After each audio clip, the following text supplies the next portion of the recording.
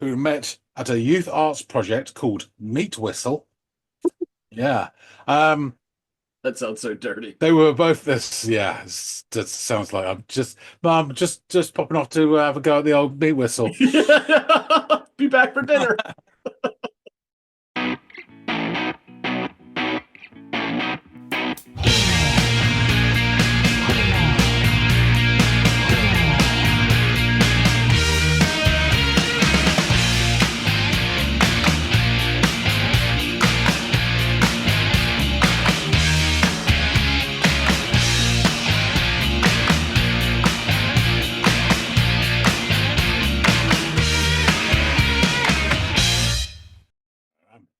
Hey, everybody, and welcome to another episode of the Audiophiles.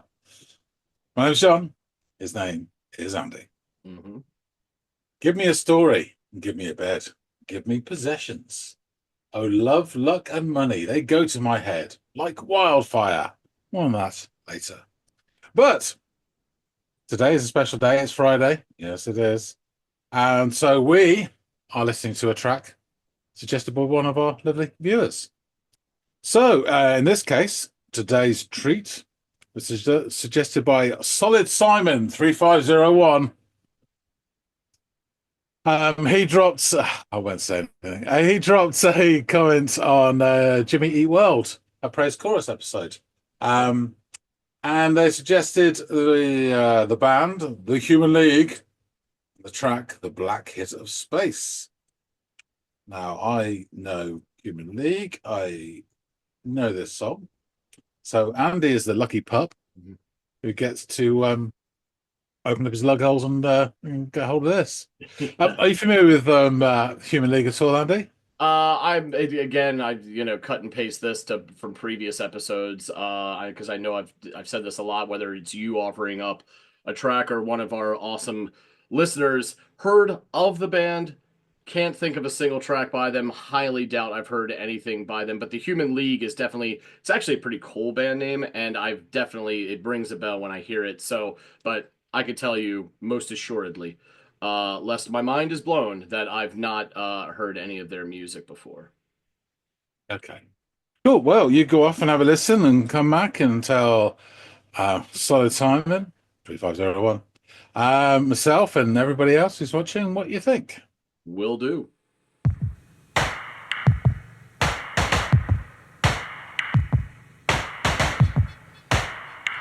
All right, cool, interesting little faux drum sound here we got here from the drum machine. It sounds like. All right.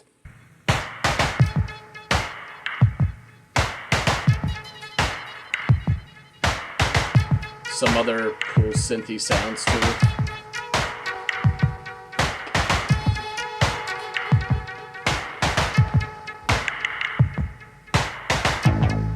Ooh, more like faux bass this time around.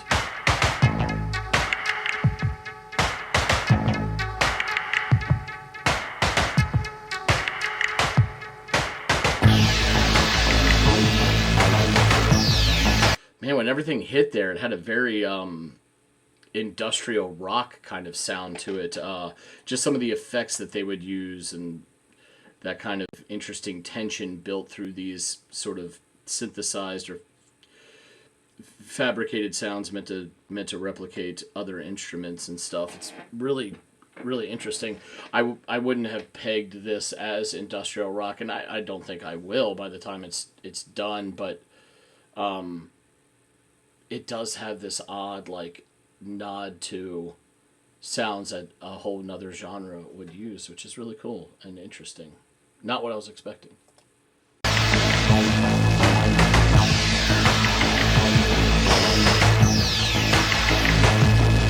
Been out all night, I needed a bite. I thought I'd put a record on. I reached for the one with the ultra-modern label and wondered where the light had gone. It had a futuristic cover lifted straight from Buck Rogers. The record was so black, it had to be a con.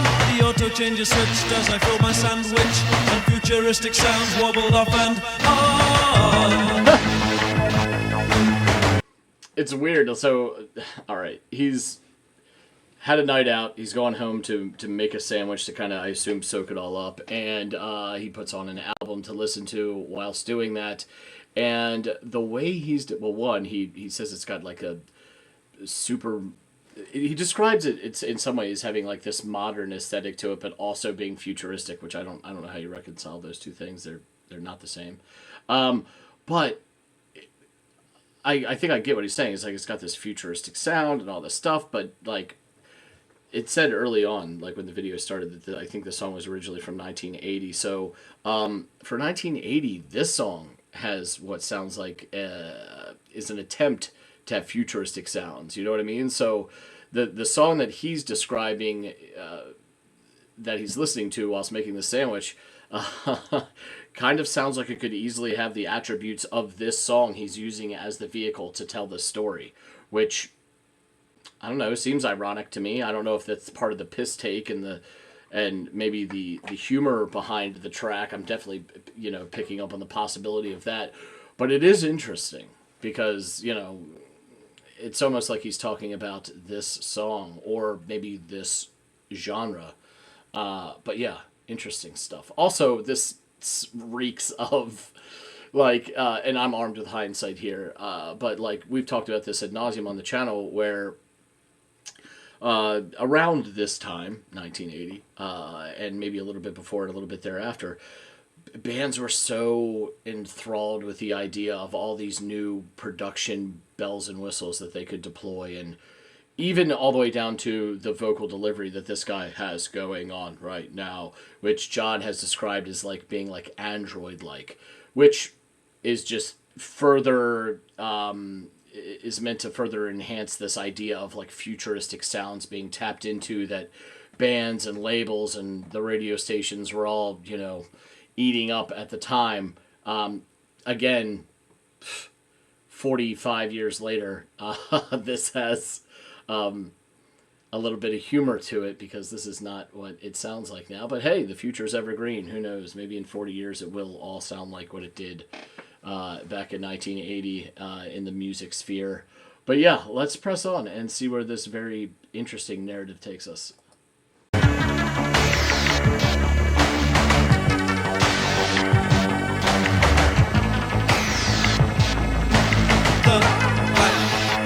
Face. It's the one without a face. It's the hit that doesn't face.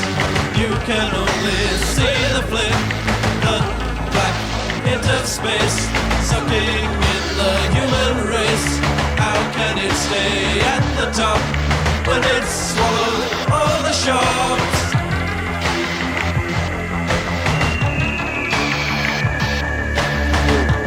Eerie sound.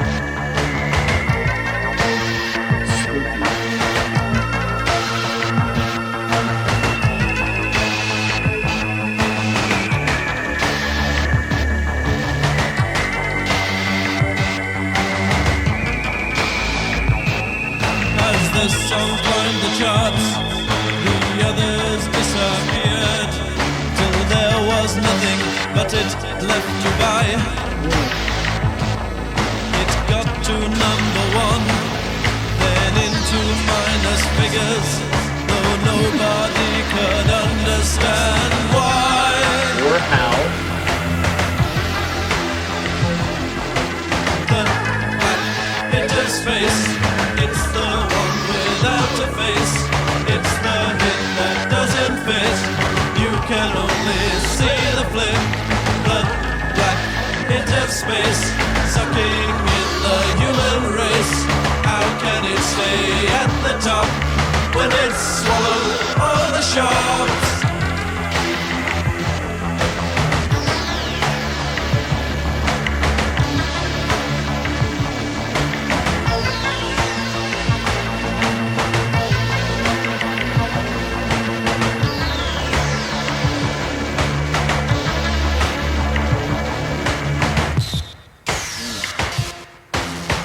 I couldn't stand this bland sound anymore, so I walked toward my deck to turn it off. All I could see was the B-side of the disc, which had assumed a donut shape with the label on the outside rim.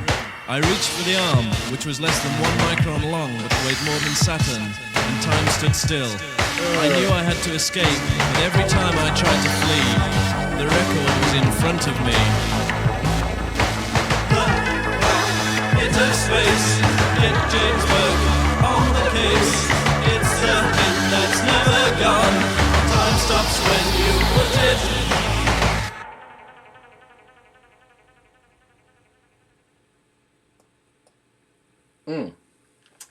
Yeah. So interesting references notwithstanding, because I don't know who Buck Rogers or James Burke, I don't know whoever the last individual was. There's a couple of names in there that over my yank head.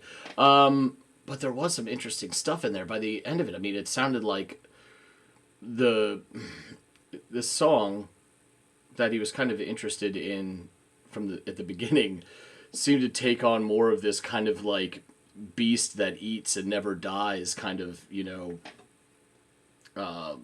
attributes, whereas like it was becoming this inevitable, unavoidable force eating up the shops and the other tracks till all that it was left was it, and he couldn't get away from it. And even when he made the attempt to change the record or turn it off, the arm of the record player, which was quite small, I think if it's less than a micron, I assume that that's little. I've never measured anything in that unit of measurement. Yet, despite its diminutive size, it weighed as much as the planet Saturn, I think is what he said, which is funny, and it sticks with this kind of like the futuristic, I mean, microns and Saturn and all this stuff, it sticks with this theme. But it sounds like something that he's kind of had his fill of by the time the song comes to an end. Like, it sounds like he's a bit over it all. And I don't know if that's like a piss take on this movement of sound, or if, or maybe just music in general. I'm not really sure, but it sounds like he isn't really pleased with this sort of this monster that this sound has become, or this style has become, as it's sort of like, I think he puts all of that on the idea of this track that he's listening to, but I think it means something bigger. This is just one listen. John's going to tell me in a few minutes how completely wrong I am, probably. But that's sort of what I inferred from it all, which is kind of interesting, again, given the aesthetic of this song he's using to tell the narrative of his experience with this other song. So yeah, interesting stuff. I'm wholly intrigued by the lyrical content and what it means. I mentioned I've heard of the Human League. I don't know if I ever remember cognizantly like being aware that I was listening to them, if I have heard them before in the past. But I was intrigued by the sound. I really liked some of the elements that were going on with the sound manipulation. There was this sort of eerie, sustained, higher pitch stuff. There's that staticky kind of like knob turning, pitch shifting kind of sound that was going on there. That faux bass sound was really cool. It almost had this effect of like you're walking across like a roped bridge or something. It was a little wobbly and not rooted and supported, which gave it kind of an uneasy feeling, which fit the music of the song really well. So yeah, I'm interested to learn more about this band. I'm really interested to learn more about these lyrics, and I think the only way to do that is to get back to John. So let's do just that. Sweet Georgia Brown is back. So you've had to listen to the Black Hit of Space by the Human League. What are your thoughts? Well, the song begins, and we have a bit of this manufactured, we'll call it, beat by the drum machine of some sort. And then we get a bit of synth fluttering that has some trace of echo to it, and these deeper thrums kind of performing the role of the bass eventually join in as well. I actually really enjoyed that sound. As a traditional bass player, it still sounded really cool to me and interesting. Go ahead. Just what I remember, because I'll forget by the time you finish. Your thoughts? Yeah, I was listening to this as well, and I was thinking I really enjoyed that electronic bass as well. I Yeah, think I think about half an hour of it would be enough. You couldn't yeah. listen to it for hours on end, but just as a little treat every now and then, it's really cool. And Yeah, it yeah, was. It was. It absolutely was. There are some other choices that they made in this that had a really cool effect or sound as well. And it wasn't, they didn't overuse it. They weren't like, oh, here's a cool sound. Let's just fucking pour it on, which is great because, I mean, I would imagine that at the time this came out and the excitement to use these kind of sounds, you could quickly find yourself overdoing it just for the sake of using something new. And they were a bit more judicious about that. And I appreciate that. So, around the 41-second mark, things fully develop as the song swells and we get what sounds like a layer of like static and phasing like effects that fill out the track. Um, and now the vocalist joins the mix and he delivers these lines about having been out all night and needing to eat. So he puts on this ultra modern record, which just that sentence alone, given what I was listening to in the year 2025, made me laugh. Um, so yeah, with a futuristic cover as he as his sort of sandwich making soundtrack. This kind of again made me laugh a bit because it sounds like this song is their attempt at making music that would feature on the album he is describing. Even his delivery has this, as you've called it before, and this isn't an extreme example of it because he's not as androidy as other people have, but it's this thing that you've kind of highlighted to me before in the past where the reason a lot of artists did this was because they wanted the vocal delivery to emulate sort of the mood and atmosphere of this music, which was in their minds at the time what the future would sound like and yeah, what sci-fi was, right? And I have to keep bearing that in mind because it's really not. I would imagine that if I were my age in 1980 whatever, or I don't know the year that this came out off the top of my head, but I would imagine that at that time this would have been like, whoa, this is revolutionary. To me it's just kind of like it's interesting from a historical standpoint, but it also kind of makes me laugh just because I'm armed with hindsight. So it hits differently, right? So um he talks about uh, these warbling sounds, and he even says futuristic sounds warbled off and on just as actual futuristic for the time sounds begin warbling about in the soundscape of the song. So it's like it only underscores more this idea that the song that they're crafting is could easily fit the album that he's describing in the song, or be featured on that album that he's discussing here. So we then get treated to the chorus, which continues this theme of interesting lyricism. But unfortunately, what makes it interesting is that I have no fucking clue what he's talking about. With all these references to like at first, like my initial reaction is I'm hearing black and hits and sucking in the human race, and I'm not sure if he's like talking about the record or opium at this point. So it's just hard to wrap my head around. Also, musically, I can't imagine this was their goal because this has a bit of pop sensibility in the strong structure. But there's a smidgen of what sounds like what could easily pass as something akin or the precursor of or the earliest iteration of industrial rock, particularly in these manufactured drums.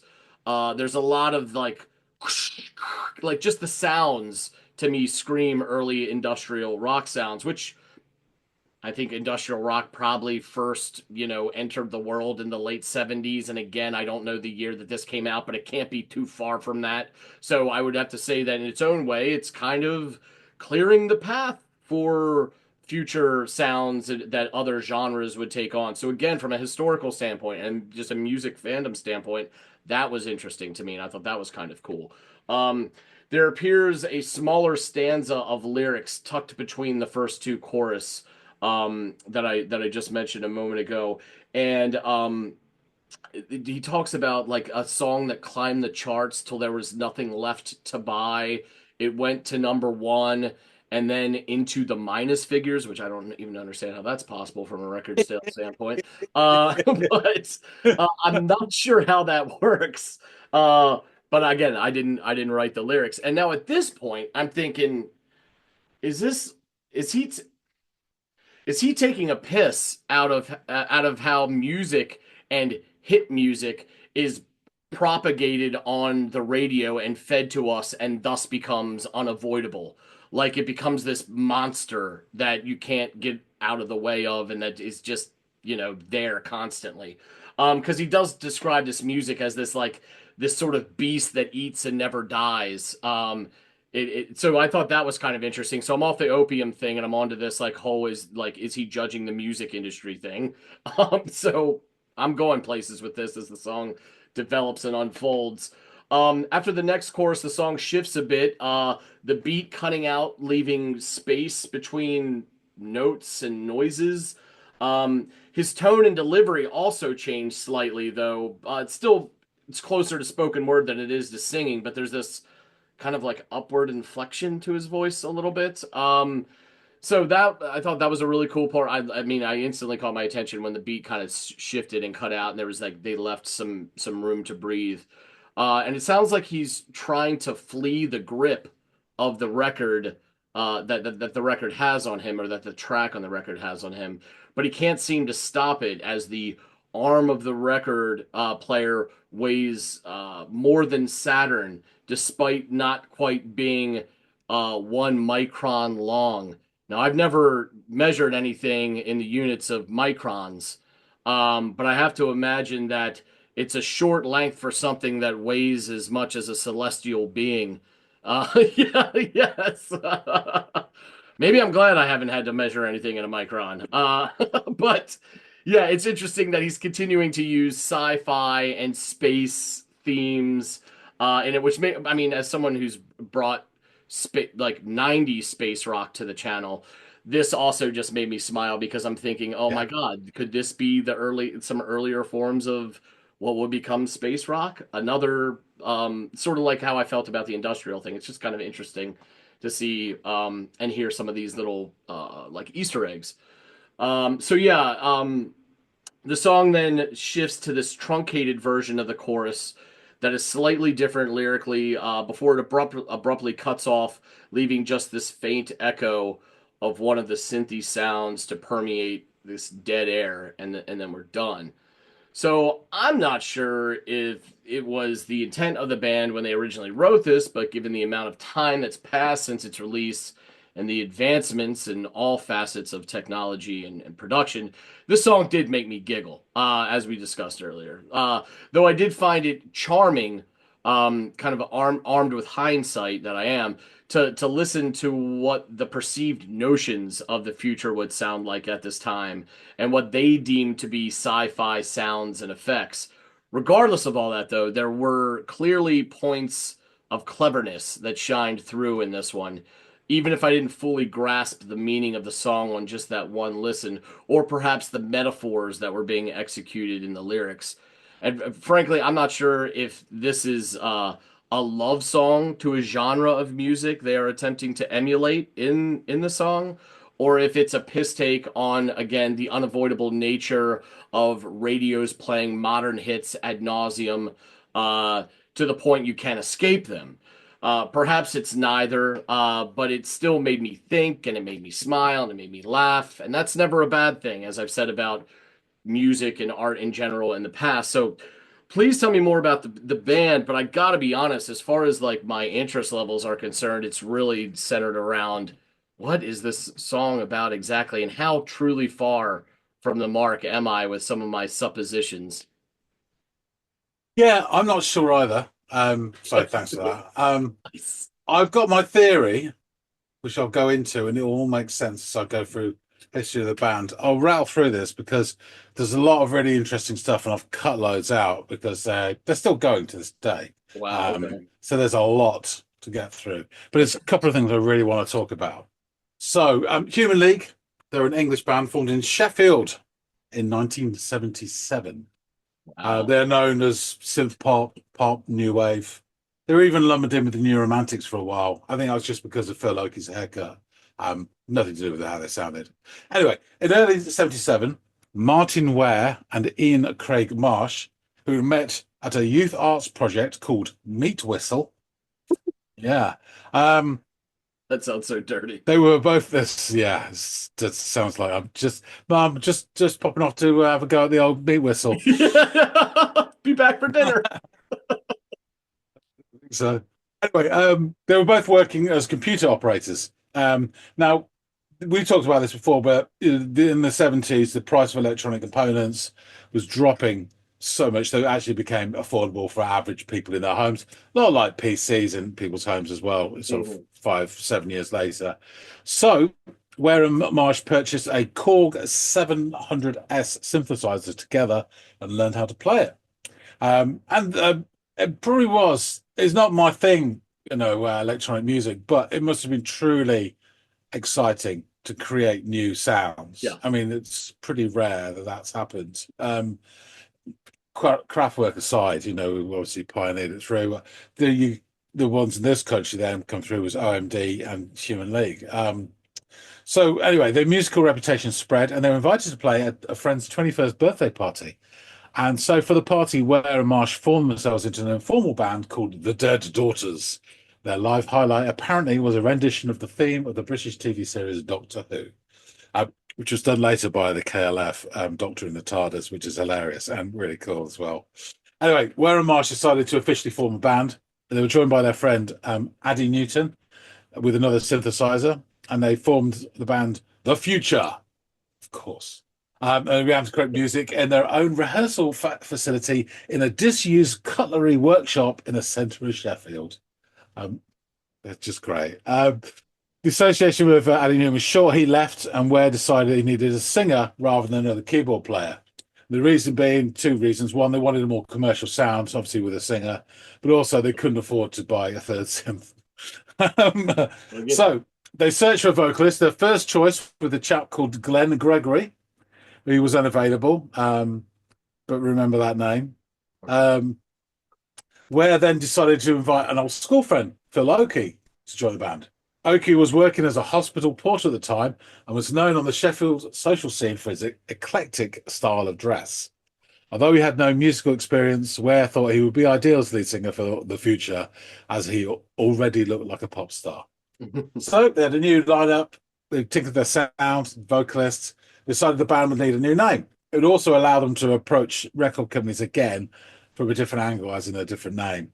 Ware suggested the Human League after a group in the science fiction board game Star Force, Alpha Centauri. In the game, Human League arose in 2415 AD and were a frontier-orientated society that desired more independence from Earth.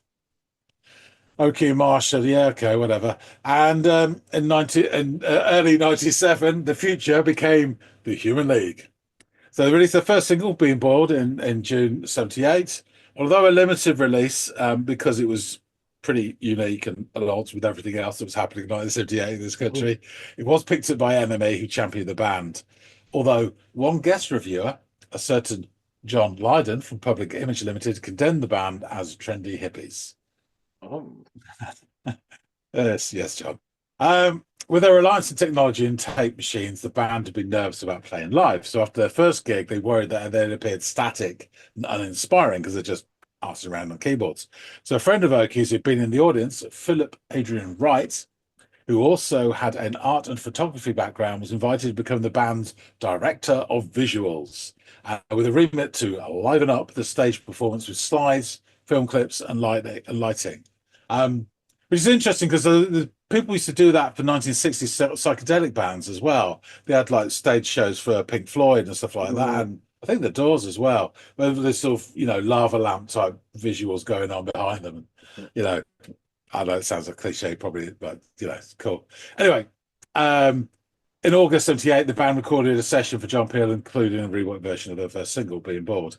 The band were then asked to support first the Rosillos, who are a classic Scottish punk band, and then Susie and the Banshees in September 78.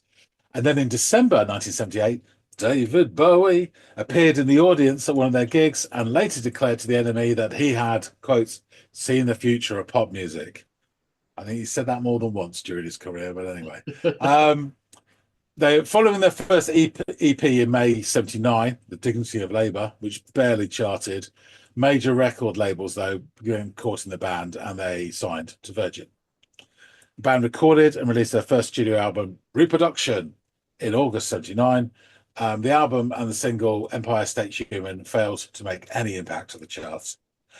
After these flops, Virgin cancelled the band's December tour.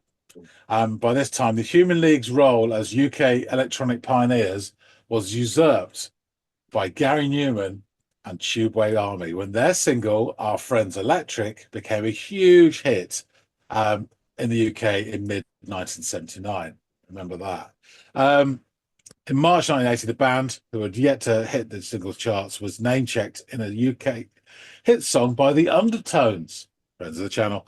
The track My Perfect Cousin, which is a banger, would peak at number 9 in the UK charts in May of 1980. It contained a dig at the perceived arty Human League. In the lyric, his mum bought him a synthesizer, got the Human League in to advise her. Now he's making lots of noise, playing along with the art school boys.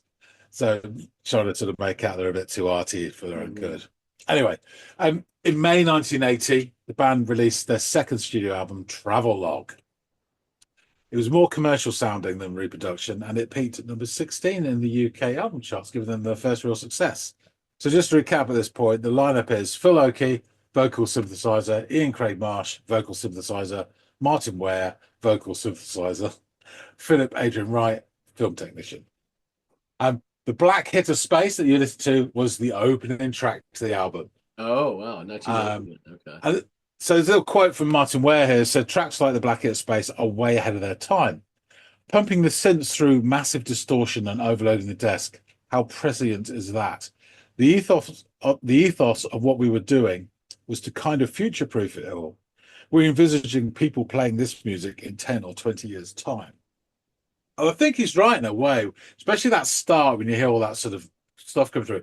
It kind of reminds me of some of the stuff like someone like, I don't know, the Chemical Brothers would do when they're like putting distortion into that, sort of electronic-based music. And it's interesting. The sleeve repurposes a photo, sunset silhouettes, trapper and dogs crossing Saganagnon's Lake, Ontario, which featured in the 1962 edition of the National Geographic magazine. The album also features as a track a cover of the famed advertising jingle for Gordon's Gin, written by Jeff Wayne, friends of the channel, and the guy who did War of the Worlds that you listened to. Oh, okay. He did. We talked about it, he did shitloads of advertising stuff beforehand. So yeah, they did a version of an advert jingle. Anyway, to the song. I go through the lyrics and so been out all night. I needed a bite. Thought I'd put a record on. I reached for the one with the ultra modern label and wondered where the light had gone. It had a futuristic cover lifted straight from Buck Rogers. The record was so black, it had to be a con. The auto changer switched as I filled my sandwich. And futuristic sounds warbled off and on. The Black Hit of Space, it's the one without a face. It's the hit that doesn't fit. You can only see the flip. The Black Hit of Space, sucking in the human race. How can it stay at the top when it's swallowed all the shops? As the song climbed the charts, the others disappeared, till there was nothing left to buy. It got to number 1, then into minus figures, though no one could understand why. The Black Hit of Space is the one without a face. It's the hit that doesn't fit. You can only see the flip. The Black Hit of Space, sucking in the human race. How can it stay at the top when it's swallowed all the shops? And then the sort of more speaking part. I couldn't stand this bland sound anymore, so I walked towards my deck to turn it off. All I could see was the B-side of the disc, which had assumed a donut shape, with the label on the outside rim. I reached for the arm, which was less than 1 micron long, but weighed more than Saturn. Time stood still. I knew I had to escape, but every time I tried to flee, the record was in front of me. The Black Hit of Space. Get James Burke on the case. It's the hit that's never gone. Time stops when you put it. I guess we'll never know what the last No, I know. Let us hang it. Just a couple of things on that. So he mentions right at the very last verse, James Burke. He was a TV scientist, sort of fairly youngish compared to the old crusty farts in this country. Glasses, sort of frizzy, almost perm, and he would investigate how things work and stuff. And it was quite ever present. Okay. Cool. One of the theories that I read about was that this was a kind of almost a semi part of this record was a diss regarding Gary Newman and Chube Army and their massive hits and how it sort of took over, how everyone thought synth, music should sound, and I think they're a bit pissed off about that. Gotcha. I think that some of that's to do with that. I think another thing is just them being cool and futuristic, and how they think things should be. I mean, he's obviously read somewhere about a micron, and thought, oh, that's cool. I'll put that in. I mean, it's just nonsense. But there you go. It's almost like you imagine that his apartment where he's talking about is kind of like big glass window all the way along one side that looks out onto an asteroid belt or something like that. That sort of vista. It's quite cool. It's a lot of fun. Well, I suppose I wasn't too. I mean, I was speaking more in generalities. It sounds like it was a piss take about the state of certain music, but with more specificity behind his meaning. Yeah. Okay. Exactly. Okay. Cool. Exactly. Gotcha. Okay. So Oki and Ware were constantly clashing over the direction of the band, and Ware eventually walked out in 1980 after the album came out and this song. Taking Ware's side, Marsh joined him in quitting the band. It was agreed that Oki would continue with the Human League name, and while Ware and Marsh would form a completely new band, which became Heaven 17, with lead singer, remember him from before, Glenn Gregory. There you go. 2 weeks before the European tour, the band split. So retaining the Human League name came at a price for Oki, as the band's sole remaining proper member. He was responsible for all Human League debts and commitments. So the terms of the Virgin contract required him to pay Ware and Marsh 1% of royalties of the next Human League album. The split also jeopardized the band's upcoming tour, with the first performance only 10 days away, and the music media reporting that the Human League was finished now that all the talented people had left, and promoters started threatening to sue Oki if the concert were not completed as contracted. So to save the tour, Oki had to recruit new people in a matter of days. Famously, Oki and his then girlfriend went into Sheffield city centre one Wednesday evening and visited various venues with the hope of finding a female singer to join the band. They eventually came to the Crazy Daisy nightclub in the High Street, where Oki spotted two girls dancing together on the dance floor, Susan Ann Sully and Joanne Catherall. They were both 17-year-old students on a night out, and neither had any experience of singing or dancing professionally. With no preamble, Oki asked both girls to join the tour as dancers and incidental vocalists. Oki has stated that on discovering the girls were only teenagers and also best friends, he invited them both so they could look after each other on the tour for safety. He also said that he thought having two women as vocalists and dancers would add a bit of glamour to the band. Because of the girls' ages, Oki and Wright later had to visit both the girls' parents to obtain permission for them to go on tour. And I think their parents actually then squared it off with their schools as well. And the parents let them join the band under the provision that Oki would keep them safe. And I have to say, there's never been any sort of question of any sort of dodgy activity from Oki. Yeah. He really did look after them. So in addition to Sully and Catherall, Oki employed professional musician Ian Burden from Sheffield synth band Graph as a session keyboard player for the tour and to cover the keyboards of the now departed Ware and Marsh. So the tour went ahead, was completed as contracted. Burden then, because he was only temporary, went on to his next commitment, which was playing bass guitar in a band in West Berlin. Because of the professionalism they had shown, and because he planned to use them further vocally, Oki made Sully and Catherall full members of the band to be paid on a salary basis. Oh. And then they went back to school. So in January 81, heavily in debt to Virgin Records, Oki and Wright were under pressure to produce results quickly. They knocked out a single, Boys and Girls, in February 81. Sully and Catherall, who returned to their sixth form full time, were not involved, but they're included on the front cover of this single. And it got to number 47 in the charts, which is their highest charting single so far. So Oki acknowledged that he needed to bring in professional musicians, so he contacted Burden again, tracked him down, and invited him to join the band as a member, proper. And Virgin's faith had been obviously restored by this boys and girls thing, but they believed the band lacked professional production. So they brought in producer Martin Rushent. He got them away from Sheffield into his own recording studio in Reading. And the first result was the single The Sound of the Crowd, which was their first top 40 hit, reaching number 12 in the UK. And I honestly do remember that coming in the charts. I remember hearing that on the radio, thinking, this sounds odd. Cool. Odd. Yeah. Joe Callis, formerly of the aforementioned Rosillos that they toured with, he joined the band as the final permanent member. And the next single, Love Action, brackets, I Believe in Love, reached number 3 in the UK charts in August 81. The band set about making an album. Sully and Catherall, who had just left school, immediately postponed their plans to attend university to work on the album. It's so funny.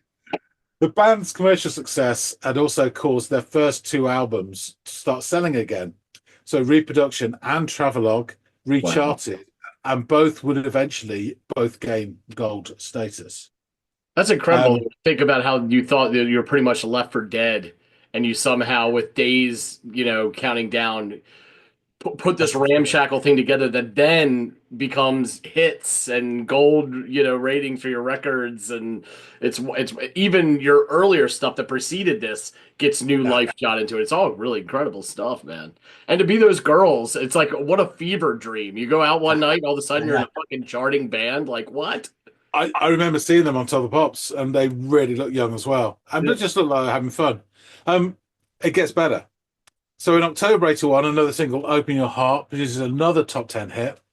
And then their new album, Dare, also released in October, goes to number 1 in the UK charts and eventually ends up going triple platinum. Jesus. This is the album here. I didn't put it in the frame, but yes. So Human League, Dare. There's Phil there. There is the 2 ladies. Uh-huh. And inside, and Joe Callis at the back there.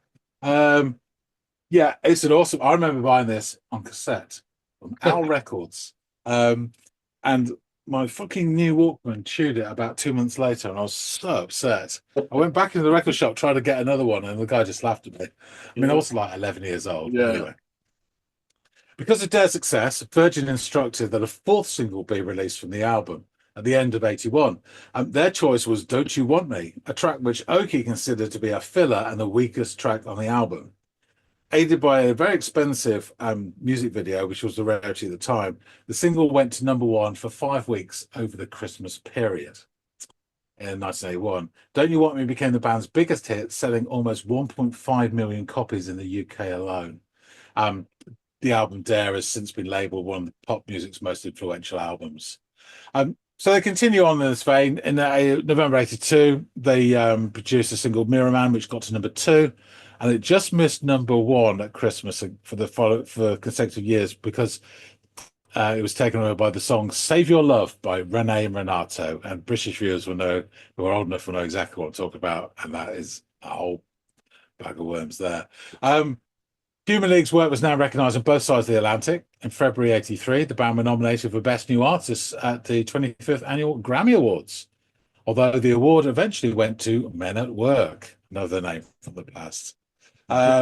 Follow-up single after that, Keep Feeling Fascination, was released in April 83. It peaked at again number 2 in the UK and number 8 on the Billboard charts in the USA, so a proper American hit. And they continued on from there. The Human League have released 9 studio albums in total, a remix album, a live album, 6 EPs, 29 singles, and 13 compilation albums. Some more compilation albums than actual albums. But anyway, they've had 6 top 20 albums and 13 top 20 singles in the UK and have sold more than 20 million records worldwide by 2010. So yeah, the band has continued. Various members have left. And they've seen less and less commercial success, but they have like a core fan base, and obviously those pedigree hits, they just keep doing it. So the members have changed over the years, but Phil and the two ladies, Joanne and Susan, are still touring with session band to this day. So Okay. that's the Human League. And I will just say, I'm not so. I mean, I have heard the earlier stuff and this stuff, but that Dare album is an absolute classic, a real stone cold classic, and it's sort of seminal work. Um, yeah, and I wasn't really a big fan of synth pop, synth music, but there are sort of exceptions, and I think the guys who at the start were just trying to work it out. And you got people like Human League, the genius, Vince Clarke with early Depeche Mode, and then Yazoo, and other people like that. They were sort of breaking the ground. They were like the geek versions of punk, they were the geeky people who might likely to be seen with, a calculator and a soldering iron than they would, with sort of a book of chords or whatever. But they did their stuff that way, and some of it's really cool. Yeah, a bit of housekeeping here on my end. I opened up with I don't know if I've ever heard. I don't believe I've ever heard any of their material. I totally know. Don't You Want Me? Is that the name of the track that you just alluded to? Yeah, Yeah. because that hook, the chorus is like I found myself singing that for I don't even know what reason or how it got in my head. But yeah, I've heard that so many goddamn times in my life. I just didn't know it was who it was, and that it was the same band that wrote the song that we listened to today on the episode. So that's interesting. Cool. All right, I shall wrap things up. Thanks, listener Sandy. Solid Simon, thanks for suggesting this. It was really, I had a lot of fun listening to this, and I think it was a blast. And it's great to get to that mindset of 1980 as well. The future is in front of us. Yeah. It was a lot of fun on my part too, and this their interesting story in and of itself is cool, but also the revelation that oh my god, I do know these guys, and they have wrote at least a song that I'm pretty familiar with. So always a school day here at the Audiophile. So appreciate it, Simon. Oh, and of course, Phil Oakey had a solo hit with Giorgio Moreno with "Together in Electric Dreams," which you definitely have heard as well. Okay. Even though you don't realize you have. Yeah. Anyway, thanks for suggesting this, Solid Simon. Folks out there, tell us what you think. If you like this, please hit the like button. Drop some comments. We'd love to hear what you think about the Black Kid of Space and other Human League stuff. I think they're very fondly remembered in this country up to a point. So yeah, I'd love to hear from you. If you haven't subscribed already, please do. We really appreciate everyone who does support the channel. And of course, if you're thinking, how can I get my song choice on one of these episodes? Well, just drop a comment in any episode. We add it to the list. We pile through the list. We try and get through and, even out as many different things as possible. And one day it might be yours on a Friday. So yeah, please drop us a line. That being said, thanks again so much for watching. I'm going to see all of you in the next episode of The Audiophiles. See you later, guys.